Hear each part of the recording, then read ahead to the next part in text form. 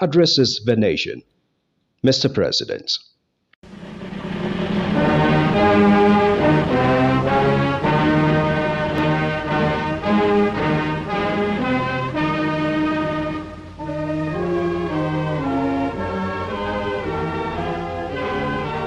We have experienced the longest stretch of civilian rule in our history. Our democracy is not perfect, but it is ours, and we must continue to defend and strengthen it. In the coming days, Ekiti and Osun states will hold elections. I urge INEC, security agencies, and all parties to ensure these polls are peaceful and credible. Democracy fails when citizens doubt the process. To our National Assembly, judiciary, the press, and civil society, you are the guardrails of our republic. Criticize me, disagree with me, but never stop believing in Nigeria. To our young people, Nigeria is your home and your future. Build here, code here, work here, and vote here. Every great nation was built by those who stayed to solve problems, but not by those who abandoned ship. To our armed forces, police, and intelligence services, Nigeria salutes your sacrifice. To our traditional rulers, faith leaders, and community heads, thank you for your support of peace and reconciliation. The government cannot do it alone. Today, we honor the resilience of Nigerians who refuse to surrender their faith in freedom and the courage of those who stood firm against intimidation. We pay tribute to patriots who endured persecution, imprisonment, exile, and even death so that future generations could enjoy democracy.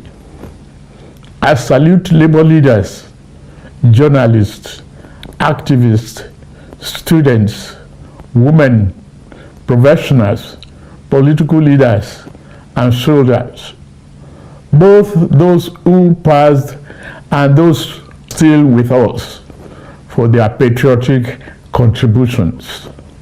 Though this year's mood is dampened by the abduction of our children in Oyo and Borno, we remain hopeful for their safe return. Democracy without security is not solid enough. That is why this administration has chosen both kinetic and non-kinetic strategies to restore peace, declared a security emergency, and approved the recruitment of 50,000 new police officers and thousands of military recruits. Our 2026 budget commits 5.41 trillion, our largest ever, to defense and security. We have moved from training with our allies to precision targeting. In Arege, we degraded ISWAP and command centers. Terror-related deaths are down by 81% since 2015. Over 13,000 terrorists have been neutralized in the past year. But we also keep the door of surrender open. Over 124,000 fighters and dependents have laid down arms since 2023.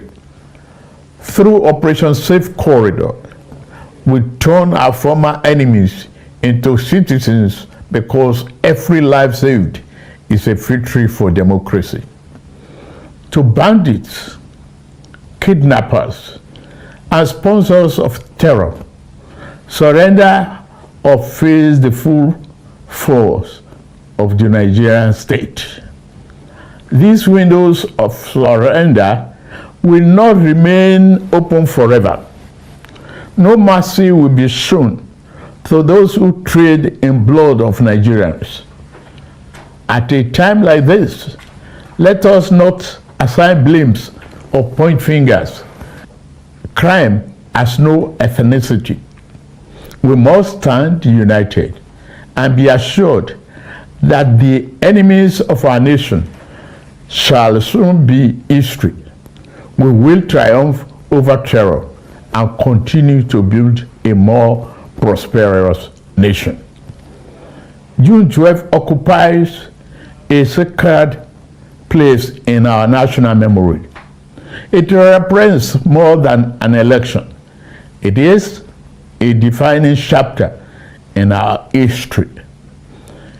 We remember Chief MKO Abiola, who won a pan-Nigerian mandate transcending ethnicity and religion. We remember Alhaja Kudirat Abiola. We also remember Chief Gani Fayemi, Chief Bola Ige, Chief Alfred Rwani, and Pa Abraham Adesoya, Chief Anthony Enahoro, Alhaji Balarabe Musa, Commodore Dan Suleiman, Beko Ransom Kuti, Franco Kori, Arthur Nwanko, Chima Obani, Shehu Musa Yar'Adua, and the many other heroes and heroines of democracy whose sacrifices helped secure the freedom we enjoy today. As beneficiaries of their struggle, we have a duty to strengthen and deepen the democratic institutions for which they fought. The greatest tribute we can pay is to build a Nigeria where freedom is protected.